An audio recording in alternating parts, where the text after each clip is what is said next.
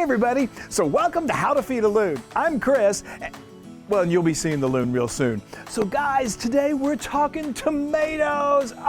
So Wesley and I have been growing homegrown tomatoes now for a number of years, and every year they get better and better, and we're learning the tips and the tricks to make the most amazing homegrown tomatoes.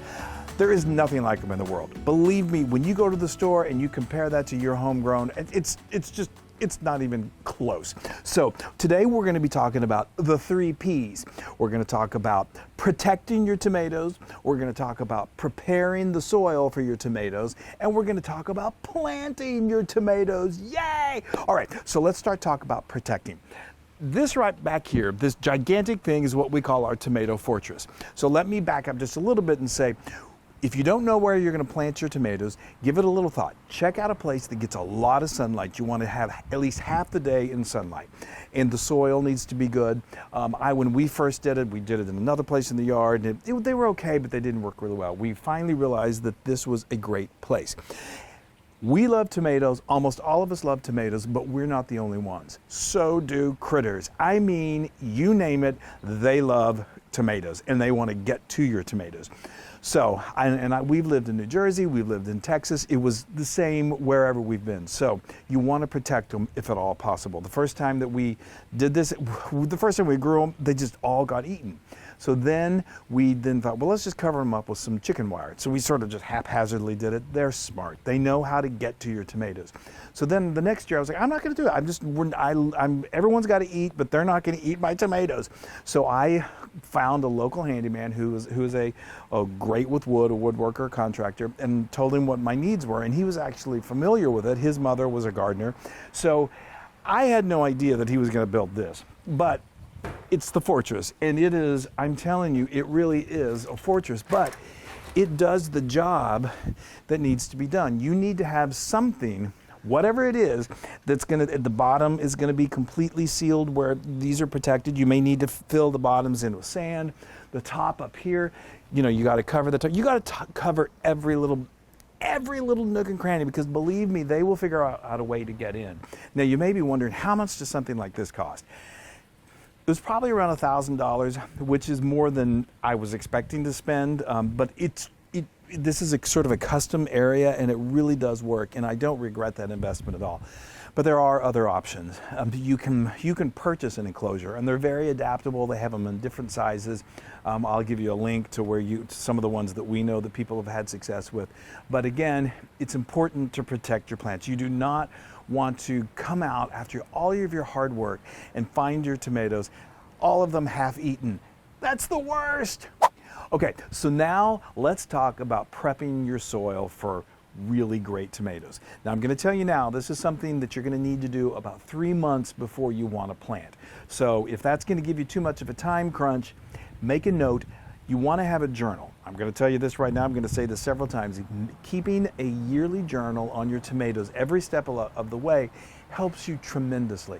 There are things that you're going to learn as you go, and by the next year you're going to forget. It happens. So mark in your journal. Next year we're going to prep the soil, but this is the way you do it. So tomato plants really, really do best when they are in soil that is not highly acidic. And the way you can find out if your soil is highly acidic is to do what's called a pH test and find out what your pH numbers are. The lower the number, the higher the acidity is in the soil. You want your number to be around 6.5 to 7, and there are tests that you can actually go to your local home nursery center, gardening center, and they have tests that you can get some soil. We did that a few years ago, and it turned out our soil was where it should be. But you know what? Things can change, and it's always a good idea. Even if you don't do a pH test, that's okay, but you should still go ahead and treat it with some lime. So you can just go to your local home garden center and get this on. This is called garden lime. And you want it to say where it says pelletized. That's the best variety that's going to do and organic is always good. It's going to give you the best results. So lime, what it does to the soil, it just brings those pH levels to the place that you want it to be. Now, if you have soil that is extremely acidic, then you're going to need to apply more lime. And we have some charts that will explain exactly how much you want to apply.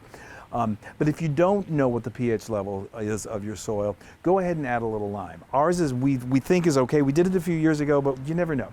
So we are still going to apply some to it. So the rule of thumb, if you don't know what your pH level is, you're going to want to apply some lime. So you're going to want to add 3 pounds per 100 square feet of a garden. So I don't have a 100 square foot garden. What we have is, it's roughly, say, 36 square feet.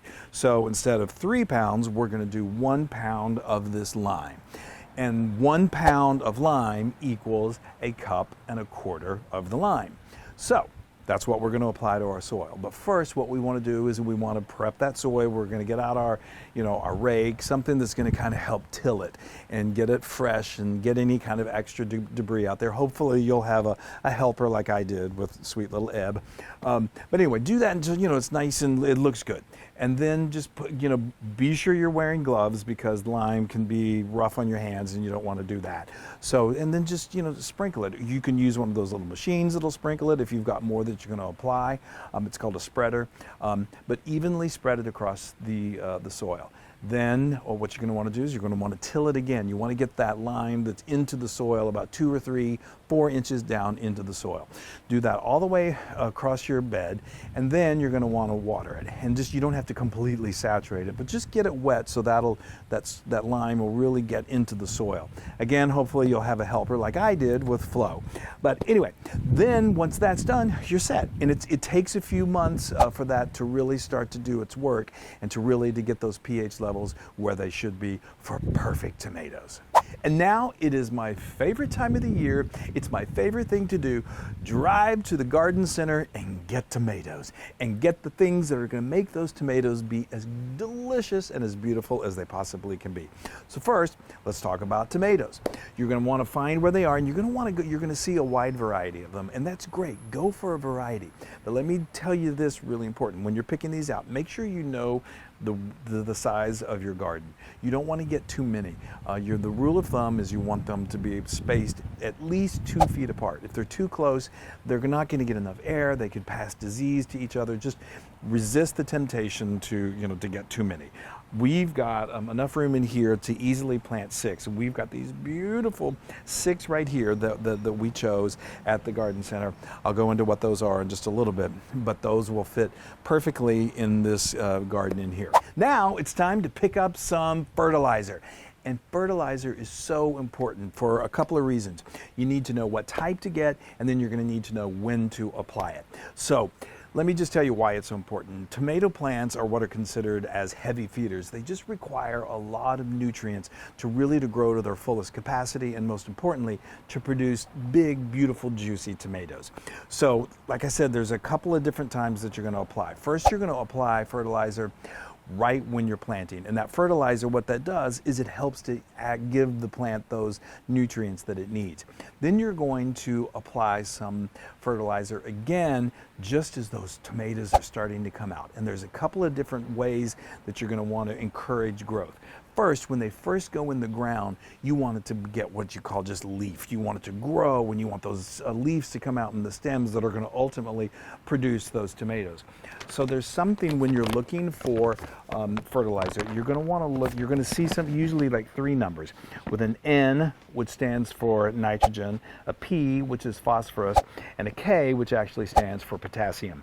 When they first go into the ground, nitrogen is what they want. That is going to really help them leaf out. It's going to help them grow, and that's what you want. You want to get nice and big, and then they're going to start to produce the fruit. Now we want to stop, trying to help give them all the nitrogen. We want them to stop leafing, and we want them to start producing more big, juicy tomatoes.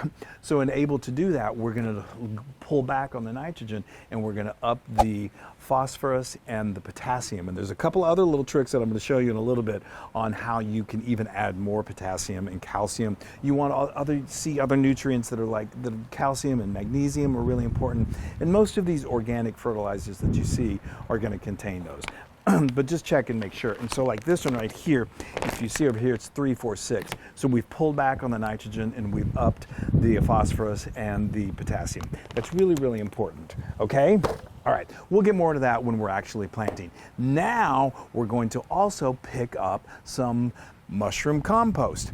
Mushroom compost is just, it's really great. It's loaded with nutrients, especially calcium. It's going to help produce those beautiful tomatoes, but it's also really going to help in moisture retention, and we'll talk a little bit more about that in just a moment. Finally, the last thing you're going to want to pick up is some mulch. The most important thing about mulch is that water retention. And the reason water retention is so important is because, especially as you start getting into those hot months, like it's going to get crazy hot here in Texas, the soil is going to dry up, and those tomato plants, they need moisture. So that mulch and even the compost really helps it stay moist and keep that moisture in the soil. Okay, I have talked so much. Let's get in there and let's plant some tomatoes. Okay, it's the time we've all been waiting for. It's time to let nature take over. We're going to help though. Okay, so now I've just got a trusty spade here, and what I'm going to do is I'm going to dig out a pretty decent sized hole. Okay, so we're going to do we're going to make 2 holes here eventually. The first one is we're going to incorporate the fertilizer that we talked to, and this is the fertilizer that's heavier on the nitrogen. So it's real important that you don't overdo it with the fertilizer, because it will just damage the plant. So we're only going to do 3 tablespoons, and we're going to do it right into that hole. Don't do more. 3 is enough. Okay, and we would never want to then set the plant directly onto that fertilizer, because it causes too many problems. It'll hurt the plant, and you will not be happy with the results. So what we're going to do is we're going to add some of that soil back in there. I'm going to take a little bit of my mushroom compost, and I'm just going to mix that all up. It's all nice and mixed together and distributed. So there's no big, huge clump of it anywhere that's going to adversely affect the plant. Okay? Okay, great. Kind of push it to the side like this. That's great. Now, it's time to take our tomato plant. So the first one I'm going to grab, I'll tell you who the rest of these that we get as we go. But this is a red beefsteak heirloom tomato. I love heirlooms. Okay, so we're just going to very gently remove it from here. Now this is something that's really, really important before we put it in. One of the most important things that you can do to get really healthy and maintain healthy tomato plants is to prune them. So you see, and this part is always kind of hard for me, because I'm like, I don't want to hurt my babies.